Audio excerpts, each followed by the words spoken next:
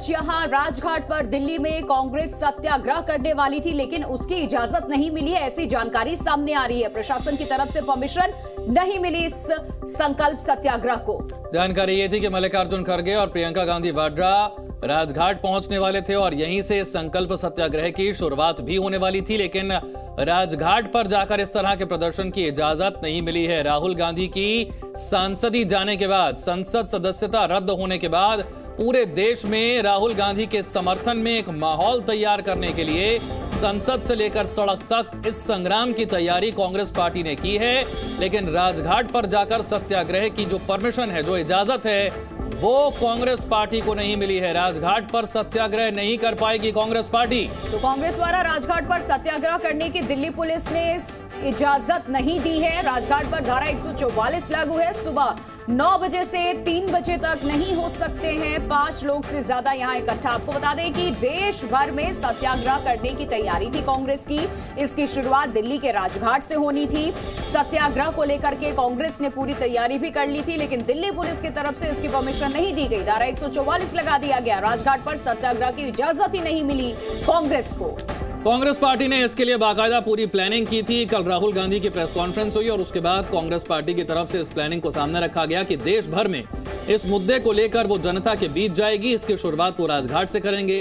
राजघाट पर कांग्रेस अध्यक्ष मल्लिकार्जुन खड़गे को पहुंचना था, प्रियंका गांधी वाड्रा को पहुंचना था, लेकिन अब राजघाट पर सत्याग्रह की इजाजत नहीं है। और आपको बता दें, यहीं से राजघाट से ये संकल्प सत्याग्रह की शुरुआत करने वाले थे और पूरी दिल्ली में सिर्फ इसी जगह पर इजाजत इन्हें नहीं दी गई है दिल्ली प्रशासन की तरफ से। कांग्रेस के सत्याग्रह से जुड़ी ये बड़ी खबर इस वक्त सामने आ रही है कि पूरी दिल्ली में राजघाट पर सत्याग्रह की इजाजत कांग्रेस को नहीं मिली है। तमाम कांग्रेस के जो पॉलिटिकल लीडर्स हैं वो जुटने शुरू हो गए थे। सुबह 9 बजे से संकल्प सत्याग्रह इनका शुरू होना था, आपको बता दें, लेकिन ये खबर इस वक्त सामने आ रही है कि राजघाट पर सत्याग्रह की इजाजत ही नहीं मिली है। पूरी दिल्ली में सिर्फ एक जगह जहां पर ये सत्याग्रह की इजाजत कांग्रेस पार्टी को दिल्ली पुलिस की तरफ से नहीं दी गई है। राजघाट पर धारा 144 लागू है इस वक्त। पूरे देश में गांधी प्रतिमा के सामने कांग्रेस पार्टी ने प्रदर्शन करने की योजना बनाई थी।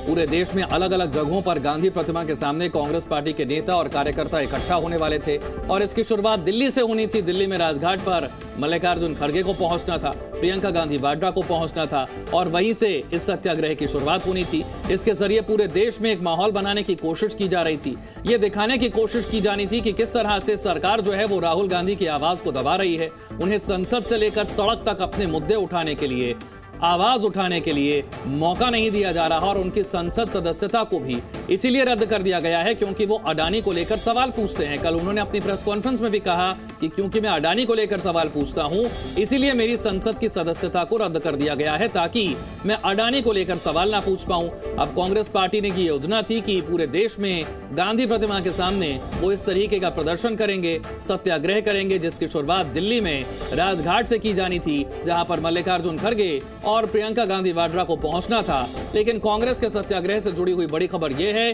कि राजघाट पर सत्याग्रह की इजाजत नहीं मिली है।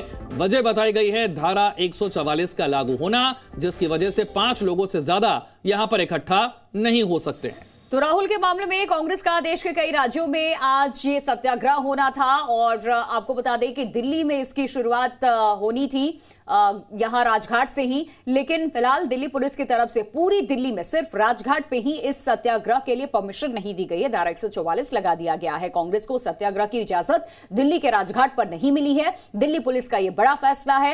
राजघाट पर धारा 144 लागू, 5 से ज्यादा लोग यानी कि यहां जुट नहीं सकते हैं। तो ऐसे में सत्याग्रह का सवाल ही यहां नहीं खड़ा होता है कि कांग्रेस के तमाम दिग्गज लीडर, चाहे वो प्रियंका गांधी वाड्रा हो, मल्लिकार्जुन खड़गे हो, राहुल गांधी खुद हो, इसके अलावा भी तमाम कांग्रेसी लीडर्स एकजुट होकर के यहां से संकल्प सत्याग्रह की शुरुआत कर सके। तो राहुल गांधी को लोकसभा की सदस्यता के लिए अयोग्य घोषित किए जाने के खिलाफ आज यहां दिल्ली से लेकर के पश्चिम बंगाल हो, महाराष्ट्र, राजस्थान, केरल, असम, तमाम जगहों पर कांग्रेस के कार्यकर्ताओं का प्रदर्शन भी देखने को मिल रहा है और कांग्रेस के सत्याग्रह को लेकर के खबर सामने आ रही है कि दिल्ली में इस सत्याग्रह की इजाजत राजघाट पर नहीं दी गई है। कांग्रेस के सत्याग्रह में जगदीश टाइटलर, ये अब एक और एंट्री, टाइटलर पर 1984 दंगे भड़काने का आरोप है और ये बड़ी खबर इस वक्त सामने आ रही है कि वो भी इसमें शामिल होंगे। कांग्रेस के सत्याग्रह में जगदीश टाइटलर भी शामिल हो सकते हैं। टाइटलर पर 1984 दंगे भड़काने का आरोप है। संसद से लेकर सड़क तक शक्ति प्रदर्शन, लेकिन जब तस्वीरों में जगदीश टाइटलर नजर आ रहे हैं तो सवाल उठ रहा है कांग्रेस के सत्याग्रह को लेकर, क्योंकि 1984 के दंगे भड़काने का आरोप जगदीश टाइटलर पर है और जगदीश टाइटलर की ये तस्वीर सामने आने के बाद से एक और नया विवाद इसके जरिए शुरू हो सकता है। राहुल गांधी की सदस्यता जाने के बाद कांग्रेस आज देश भर में जिला मुख्यालयों पर प्रदर्शन कर रही है। प्रमोद शर्मा हमारे साथ जुड़ चुके हैं और ज्यादा जानकारी के साथ सीधे उनका रुख करते हैं। प्रमोद, आज देश के अलग अलग राज्यों में कांग्रेस संकल्प सत्याग्रह करने वाली है, लेकिन पूरी दिल्ली में सिर्फ राजघाट पे इजाजत न मिलना, दिल्ली पुलिस की तरफ से धारा 144 लगा देना, क्या है पूरा मामला? देखिए, बिल्कुल दिल्ली कांग्रेस कमेटी की तरफ से प्रमोद कुमार उन्होंने परमिशन मांगी थी, जिसको कि एसएचओ दरियागंज ने जो जवाब दिया है उसमें साफ तौर पे बोला है कि जो समाधि स्थल है राजघाट पर महात्मा गांधी का, वहाँ पर लॉ एंड ऑर्डर और ट्रैफिक को देखते हुए आज सुबह 9 बजे से 3 बजे तक किसी भी तरीके से कोई भी गैदरिंग की परमिशन नहीं दी जाती है और धारा 144 वहाँ पे लगा दी गई है। जिस तरीके से काफ़ी लोगों के जमा होने की आशंका थी और जो ट्रैफिक की परेशानी को देखते हुए और लॉ एंड ऑर्डर को देखते हुए दिल्ली पुलिस ने जो है ये परमिशन नहीं दी है और साथ में राजघाट और उसके आसपास के इलाकों में धारा 144 लगा दी है, यानी कि 5 से ज़्यादा लोग इकट्ठा ना राजघाट पे या उसके आसपास इकट्ठा नहीं हो सकते हैं। और ऐसे में जो आज सत्याग्रह करने का आह्वान प्रमोद, किया था, कांग्रेस पार्टी का कार्यक्रम क्या था राजघाट को लेकर और अब इस कार्यक्रम का क्या होगा? जो नेता यहां पहुंचने वाले थे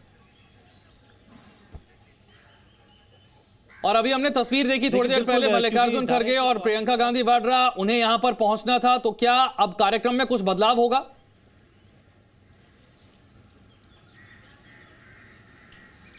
देखिए, कांग्रेस के नेताओं की तरफ से साफ कहा जा रहा है कि अगर उन्हें परमिशन नहीं मिली उसके बावजूद वो राजघाट पहुंचेंगे और उनका है जुडिशरी में हमें विश्वास है, हर कोर्ट में हमें विश्वास है, लेकिन इसीलिए अपील सिस्टम बनाया गया है कि जहां गलती हो, जहां त्रुटि हो, आप वो अपील में दूर करा सकें।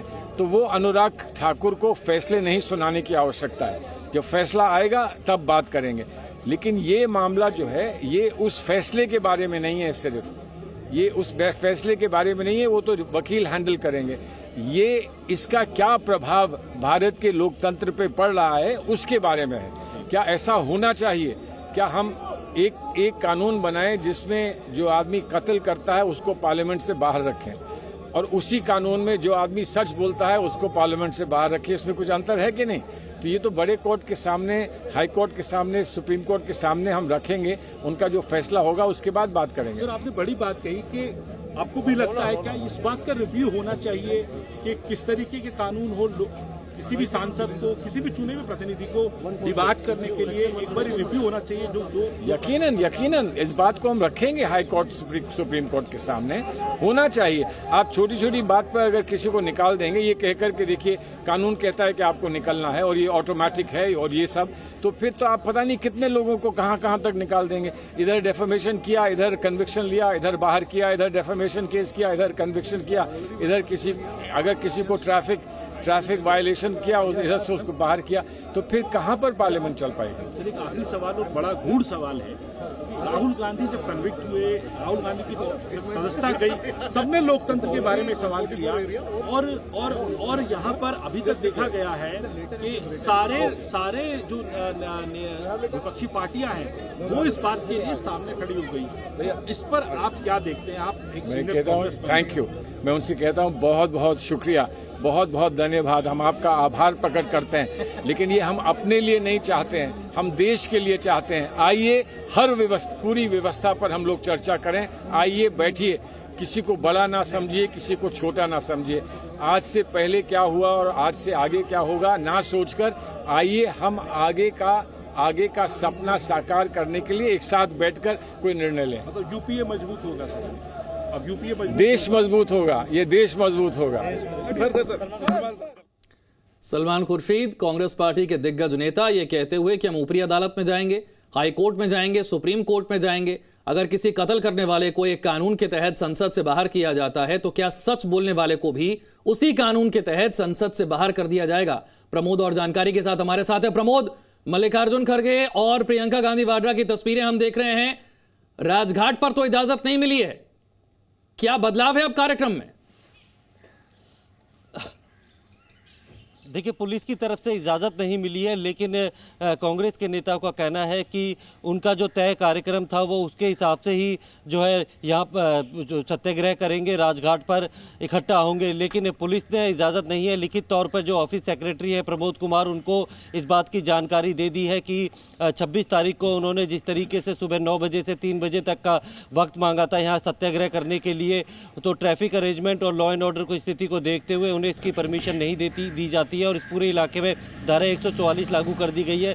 यानी 5 से ज़्यादा लोग ना तो राजघाट के अंदर या फिर उसके आसपास भी इकट्ठा नहीं होंगे। लेकिन अगर ऐसे में ज़्यादा भीड़ बढ़ती है तो पुलिस का क्या एक्शन होगा, ये देखने वाली बात होगी। क्या पुलिस हिरासत में लिया जाएगा या फिर भीड़ की संख्या देख के, लोगों की संख्या देख के, कांग्रेस के कार्यकर्ताओं की और नेताओं की संख्या देखने के बाद कोई फैसला लेगी। तो चूँकि जो लिखित तौर पर जानकारी कांग्रेस के जो पदाधिकारी है उनको पुलिस की तरफ से दे दी गई है कि इस पूरे राजघाट और इसके आसपास के इलाके में धारा 144 लगा दी गई है और जो सत्याग्रह, जो महात्मा गांधी समाधि स्थल है वहाँ पे सत्याग्रह करने का आह्वान किया था, उसे परमिशन नहीं दी जाती है। लेकिन उसके बावजूद भी कांग्रेस के नेता अपना तय कार्यक्रम के हिसाब से सत्याग्रह करने पर अड़े हुए हैं। तो इसके बाद देखना होगा कि जब लोगों की संख्या ज़्यादा बढ़ती है, जो कार्यकर्ता ज़्यादा आ जाते हैं, नेता ज़्यादा आ जाते हैं, तो पुलिस का क्या एक्शन होता है? क्या पुलिस हिरासत में लेती है या फिर कुछ क्योंकि प्रशासन की तरफ से 3 बजे तक के लिए यहाँ पर धारा 144 लगाई गई है, तो क्या उसके बाद यहाँ पर एकत्रित होंगे कांग्रेस के तमाम लीडर्स? बहुत शुक्रिया प्रमोद आपका तमाम जानकारी देने के लिए।